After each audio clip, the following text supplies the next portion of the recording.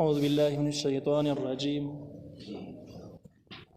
بسم الله الرحمن الرحيم. يسألونك ماذا أحل لهم قل أحل لكم الطيبات وما علمتم من الجوارح مكلبين تعلمونهن مما علمكم الله فكلوا مما أمسكنا عليكم واذكروا اسم الله عليه واتقوا الله إن الله سريع الحساب.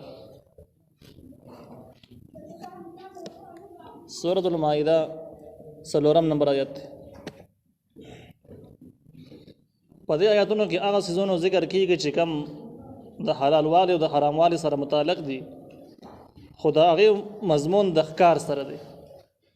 مخکې د هغه څاروو بحث و چې کوم په کورونو کې اوسېږي، اوس د ښکار موضوع ده چې د ښکار کې کوم څیزونه حلال دي کوم څیزونه حرام دي.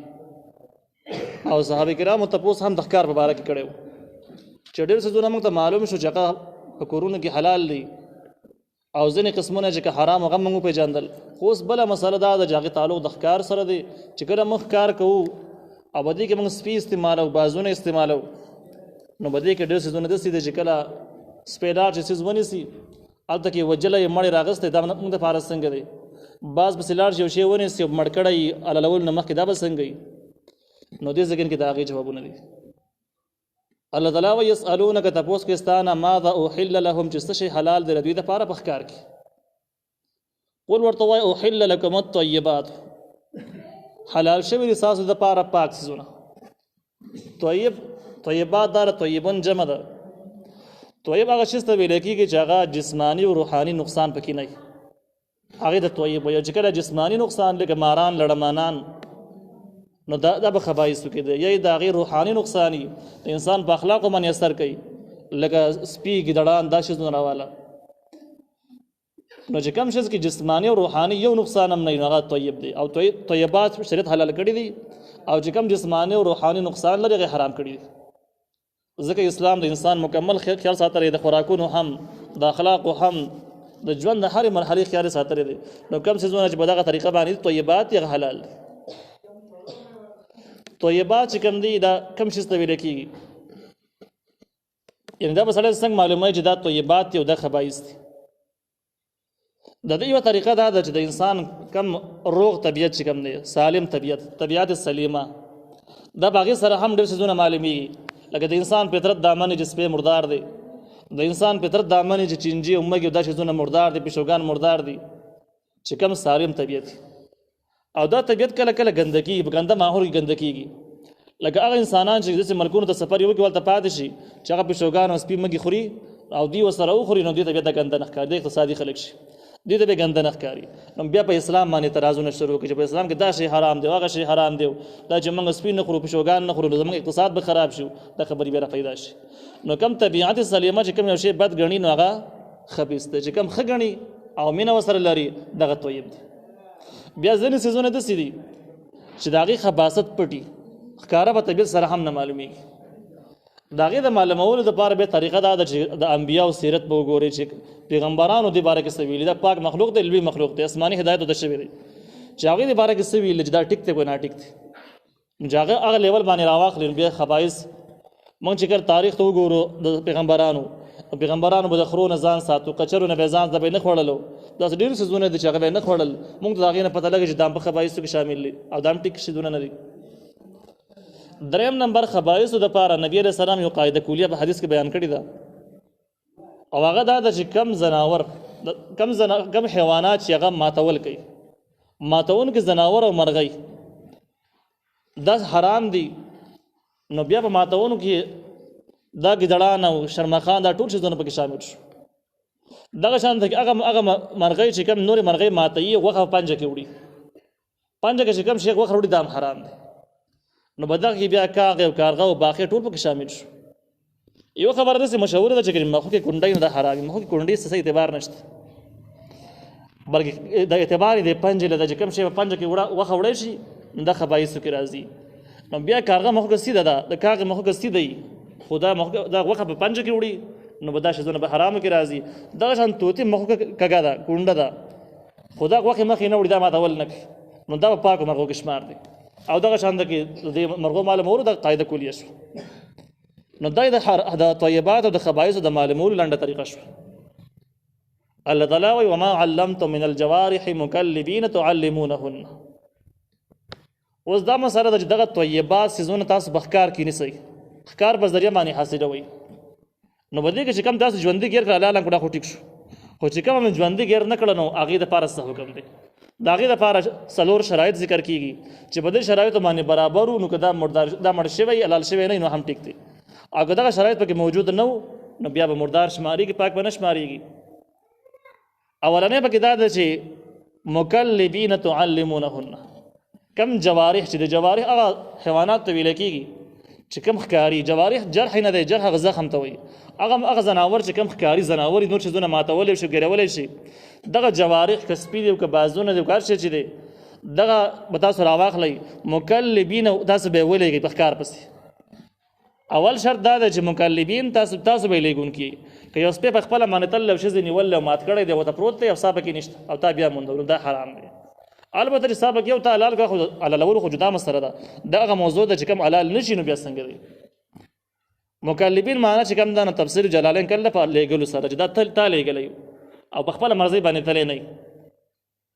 تعلمونهن مما علمکم الله، او تاسو تعلیم ورکړی دغه جوارح دغه ښکاري ځناورو ته د هغه علم نه چې الله تعالی تاسو له درکړی دی. دویم دا ده چې دا به تربیت شوي ځناوري، تعلیم یافته ځناور به وي. هغې دپاره طریقه دا ده چې کوم سپی دی نو سپي دپاره تعلیم شرط دا ده چې ته به داسې معلومې چې دا تعلیم یافته دی او که نه دی، همداسې بیا معلومې چې کله ته به ښکار پسې ولېږې نو هغه به داسې پوهېږي چې دا څیز به ځان له خوري نه، داسې به یې ټرای کړي نو هغه به یې نه خوري، تا ته به یې رارسوي. چې که تا ته نه راسه او ځان له خوړ دا تعلیم شوی، دا تعلیم د دې نه دی ورکړی شوي. دا هغه تعلیم نه ده چې کوم مما علمکم الله کې شامل دی، هغې کې داخل نه دی. او د بعض د تعلیم دپاره شرط دا ده چې کله ته په مرغۍ پسې پرېږدې نو چې کله هغه مرغۍ پسې روان شي ته پې اواز وکړې په نیمایي کې واپس کېږي، ستا په وینا باندې واپس کېدی شي. که ستا په وینا باندې نه را واپس کېږي نو معلومېږي چې د خپله مرضۍ باندې لګیا دی، ستا تعلیم سره تعلق نشته. دا ځان لپاره ښکار کوي، ستا دپاره نه کوي. دا هغه نه ده چې کوم تا تعلیم ورکړی. نو که دا شرایط په سپیو بعض کې موجود وو او دې شی مړ کړو او تا پسې لېږلی وو او د لېږلو په ټایم کې تا پسې بسم الله ویلي و 4 شرایط دي نو بیا که دغه شی مړ وي نو هم ستا لپاره جایز دی.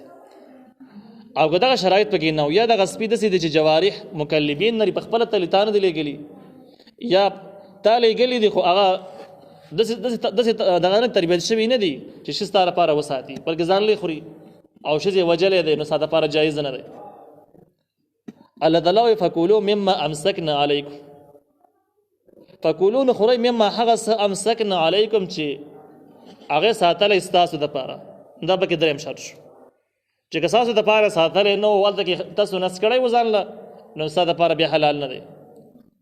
واذکر اسم الله علیه، او تاسو یادوئ نوم د الله تعالی په هغې باندې چې کله تاسو باز پرېږدئ یا د ښکاري سپی چې کوم تاسو تربیت کړي دي هغه تربیت چې مخکې باره موږ شرایط وویل علامات پیدا وي چې سپی ته ولېږي چې هغه ته د روغ رمټ شی رارسولی شي، اګر چې مردار شوی دي خو ځان له به یې خوړلی نه وي. فرض که سوی یې نیولي د مرغۍ نه نیولي تا ته راورسوله مرداره شوې ده هم خیر دی، خو چې تا ته روغه راوړله دا ټیک ده، دا جایز ده. نو یو شرط پیدا وي چې دا به ځان له خوراک ته نه کوي او ستا دپاره به ساتي.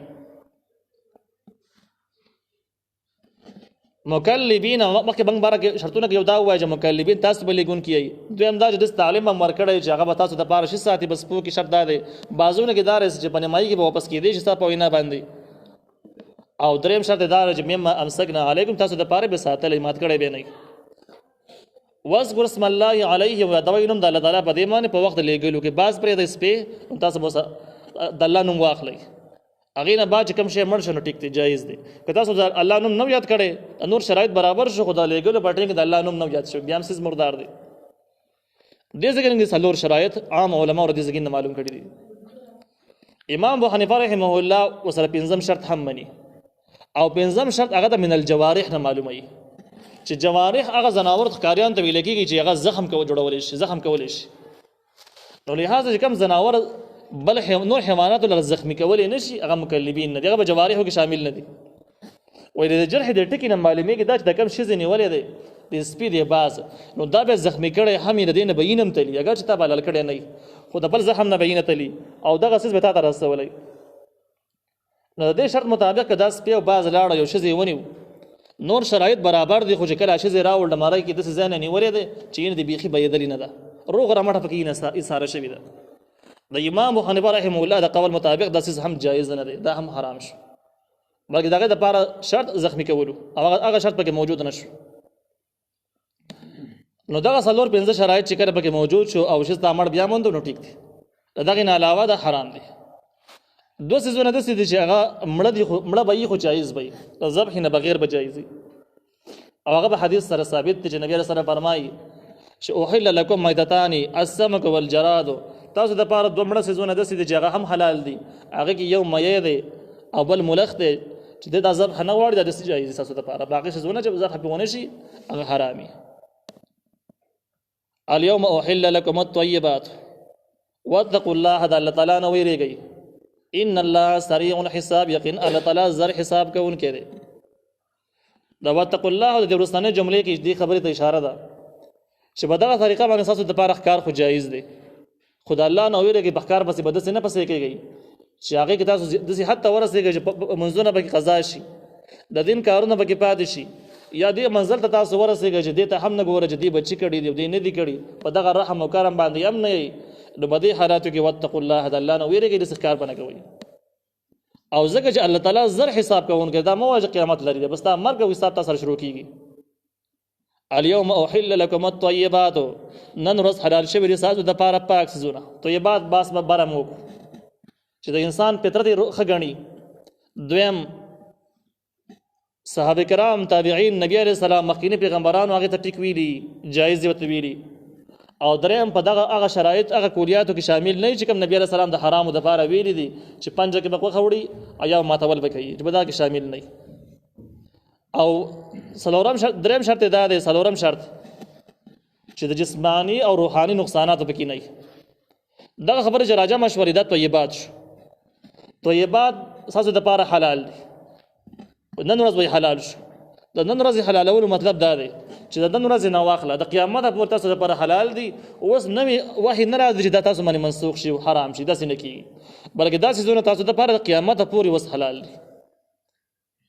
وطعام الذین اوتوا الکتاب، او خوراک د هغه کسانو چې ورکړل شوی د کتاب، اهل کتاب عیسایان او یهودیان دي. حل لکم، هغه حلال ستاسو دپاره. طعام د خوراک ته وایي، په خوراک کې هر شی شاملېدی شي، که هغه وریجې او که ډوډۍ او که هر شی شاملېدی شي. خو د اکثر مفسرینو رای دا ده چې دې کې طعام نه مراد غوښه مراد ده. ذبح دې مراد ده هغه ذبح چې کوم د اهل کتابو ذبح وي. عیسایانو یهودیانو څاروی ډال کړی، هغې باندې الله تعالی نوم یې اخیستلی، اګر چې دغې ته موږ مسلمانان او وروڼه نه وایو، خو د اهل کتاب کېدو، د آسماني کتاب تر منسوب کېدو په وجه باندې د هغې ذبح د مسلمانانو دپاره جایز ده. په دې شرط باندې الله تعالی په نوم معنی کړي، د بل چا په نوم یې نه کړي. باقي نور خوراکونه چې کوم دي، چې کوم د ذبح نه علاوه دي، لکه پخلی شو، روټۍ شوه، داسې نور څیزونه، نو دا د اهل کتابو نه علاوه هر چا چې د حلال دي، په دې کې څه خبره نشته. په شرط د دې باندې چې څه ګنده شی ته ور اچولی نه وي، تشه پخولو باندې چې کوم دی هر چا چې پخ کړي دا ټیک دی، جایز دی، او په دې کې اختلاف د چا نشته دی. نو په دې ذکر کې خوراک نه مراد ذبح ده، چې د ذبح غوښه د اهل کتابو ستاسو دپاره حلاله ده. اهل کتاب چاته ویل کېږي؟ هغه چاته ویل کېږي چې آسماني کتاب ته منسوب وي او قرآن د هغې تایید کړی چې د اهل کتاب دي. نو په دغه اعتبار سره په دې کې یهود او نصواره شامل دي، باقي خلک پکې شامل نه دي. د دې سره سره دا هم لازمي نه ده چې اهل کتاب دغه چاته وویل چې د آسماني کتاب په ټول کتاب باندې ایمان راوړي او عمل پرې وکړي، دا شرط نه دی، بلکې په آسماني کتاب بس ځینې احکامو باندې چې عمل وکړي هم د اهل کتاب کېدو دپاره دا کافي کېږي.